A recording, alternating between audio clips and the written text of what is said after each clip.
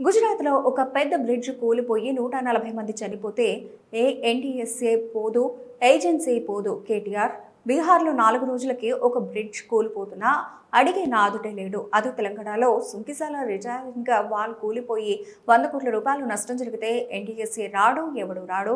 అలానే SLBC tunnel కుప్పకూలిపోయి 8 మంది చనిపోయినా ఇప్పటికీ ఉత్తమ్ కుమార్ రెడ్డి, రేవంత్ రెడ్డి కేంద్రంలో ఉండే ఒక్క మంత్రి ఒక్క మాట కూడా మాట్లాడరు. వడ్డే పంప్ హౌస్ మునిగిపోతే దాని గురించి మాట్లాడే వాళ్ళు లేరు. అలానే పెద్ద వాగు ప్రాజెక్టు 2 సార్లు కొట్టుకుపోయినా అడిగేవాడు లేడు. కానీ కాళేశ్వరంలో 100 కాంపోనెంట్లు ఉంటే ఒక్క మేడిగడ్డ బ్యారేజ్లో 2 పిల్లర్లు ఒక దగ్గర పగులు వస్తే దాన్ని పట్టుకొని దున్నపోతు ఈనింది అని కాంగ్రెస్ వాడు అంటే దాన్ని పట్టుకొని దుడ్డని కట్టేయమని బీజేపీ వాడు 2 రోజుల్లో ఎన్డీఎస్ఏ రిపోర్టు బీజేపీ ఆఫీసులో తయారు చేశారు అని పేర్కొన్నారు. బ్రిడ్జ్ కూలుతున్నా అడిగే నాతుడు లేడు. అదే తెలంగాణలో ఇక్కడ కాంగ్రెస్ ప్రభుత్వం ఉన్నప్పటికీ సుంకిశాల రిటైనింగ్ వాల్ కూలిపోయి 100 కోట్ల నష్టమైన ఎన్డీఎస్ఏ రాదు, ఎవడు రాడు. అట్లాగే ఎస్ఎల్బీసీ టన్నల్ వీళ్ళ అవినీతి కమిషన్ల కక్కుర్తితో అది నిజంగా మళ్ళా తిరిగి రివైవ్ చేసే పరిస్థితి ఉందా లేదా అని కూడా సోయి లేకుండా, కనీసం ఆలోచన లేకుండా, ఇంగిత జ్ఞానం లేకుండా పూర్తి స్థాయిలో కుప్పగూలిపోయి 8 మంది చచ్చిపోయి దగ్గర 100 రోజులు దాటిపోయినా ఇప్పటి వరకు ఉత్తమ్ కుమార్ రెడ్డి మాట్లాడాడు, రేవంత్ రెడ్డి మాట్లాడాడు, కేంద్ర ప్రభుత్వంలో ఉన్న ఒక్క మంత్రి మాట్లాడాడు. ఎవరు బాధ్యత తీసుకున్న మనిషి లేడు.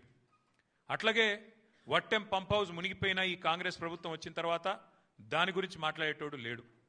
అట్లాగే పెద్దవాగు ఒకసారి కాదు 2 సార్లు కొట్టుకొని పోయిన ప్రాజెక్టు అడిగేవాడు లేదు. కానీ కాళేశ్వరం విషయంలో మాత్రం హరీష్ రావు గారు, కేసీఆర్ గారు 100 సార్లు చెప్పారు. కాళేశ్వరంలో 100 కంపోనెంట్లుంటే ఒక్క కంపోనెంటు ఒక బ్యారేజ్, అందులో 3 బ్యారేజీలు, 19 రిజర్వాయర్లు, 21 పంప్ హౌజులు, 100 కిలోమీటర్ల సొరంగ మార్గాలు, 1000 కిలోమీటర్ల ప్రవాహ కాలువలు ఉన్నాయి. 100 కంపోనెంట్లు ఉన్నాయి. ఆ 100లో ఒకటి మేడిగడ్డ బ్యారేజు. అందులో మొత్తం 371 పిల్లర్లుంటే 3 బ్యారేజీలు కలిపి 2 పిల్లర్లలో ఒక దగ్గర పగులు వచ్చింది.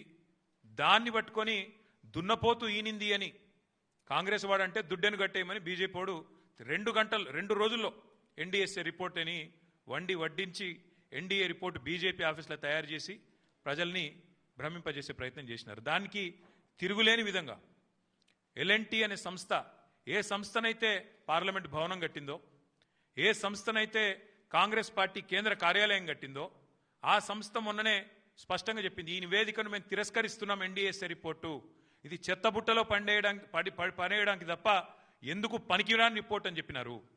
అట్లాగే ఆ సంస్థనే, ఏ సంస్థనైతే నేను అడుగుతున్నా రేవంత్ రెడ్డిని, ఏ సంస్థనైతే మేడిగడ్డ బ్యారేజ్ కట్టిందో ఆ సంస్థ నిజంగానే పనికిరాందైతే మరి కాంగ్రెస్ పార్టీ కార్యాలయం కూడా ఆ సంస్థతో ఎందుకు కట్టించడం నేను అడుగుతా ఉన్నా.